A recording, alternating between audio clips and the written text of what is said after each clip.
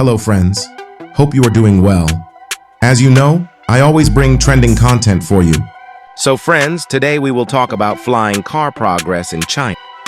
But before moving forward in the video, if you haven't subscribed to this channel yet, don't forget to subscribe so that you keep getting new trending videos to watch. Now, let's move on to the video. Guangzhou. In China, manufacturers of aerial vehicles are swiftly gearing up to propel their business into the mainstream, aligning with the government's initiatives to bolster the nascent sector. The full-scale commercialization of airborne automobiles in China is set to commence either in 2025 or 2026, stated Guo Liang, CEO of Aerofugia, a Chinese enterprise specializing in flying cars, during a technology exposition in Macau earlier this month. This revolution will surpass the transition to electric-powered cars.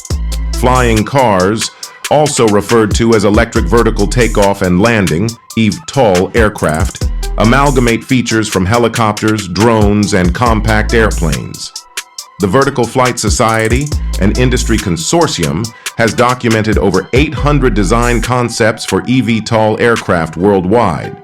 Market projections suggest that the global flying car market will reach $1 trillion by 2040, surging to $9 trillion by 2050, according to forecasts by Morgan Stanley.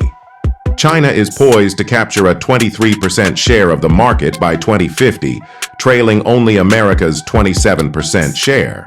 In a recent interview with Nikkei, Guo remarked that flying cars will emerge as a more economical mode of transportation compared to helicopters. As a novel means of low-altitude transport, flying cars' fares will initially amount to 1/3 or 1/5 of helicopter costs, Guo explained. Although it might be slightly pricey for the average populace, expenses are expected to diminish over time. I reckon our current fleet isn't optimal. Similar to smartphones, iterative enhancements will be pursued, he added. Primarily, startups have spearheaded the development of flying cars, with US-based Joby Aviation and its British counterpart Vertical Aerospace leading the pack.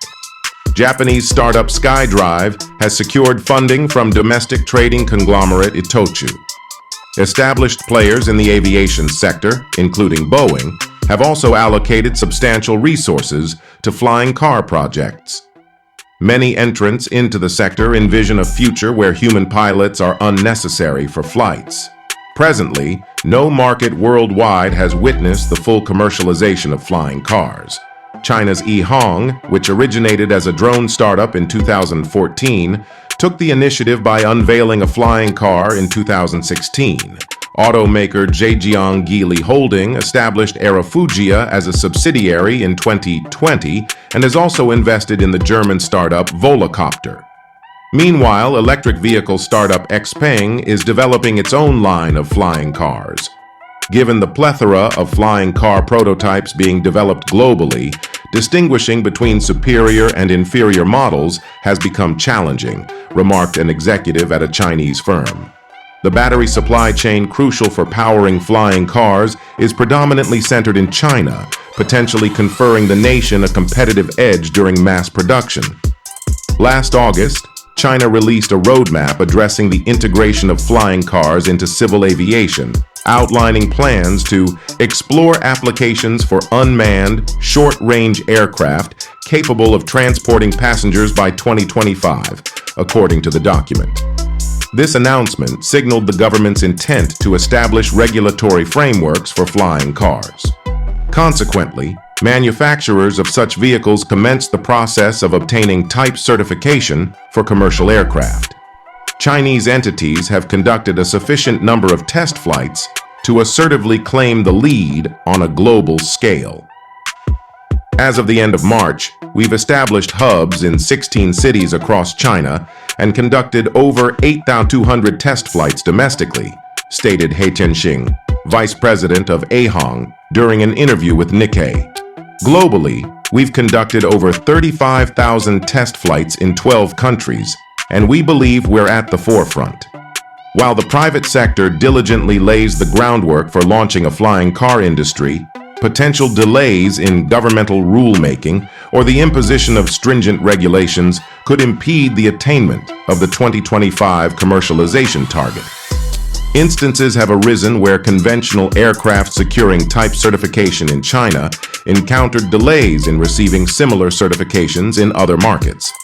Chinese flying car enterprises are endeavoring to mitigate this risk by conducting test flights abroad, although geopolitical tensions between the US and China may complicate international expansion efforts. In conclusion, the trajectory of the flying car industry in China is marked by promising advancements, with both private enterprises and governmental bodies aligning efforts to realize its commercial potential. As the sector continues to evolve, overcoming regulatory hurdles and fostering international collaboration will be pivotal in ensuring its sustained growth and global competitiveness.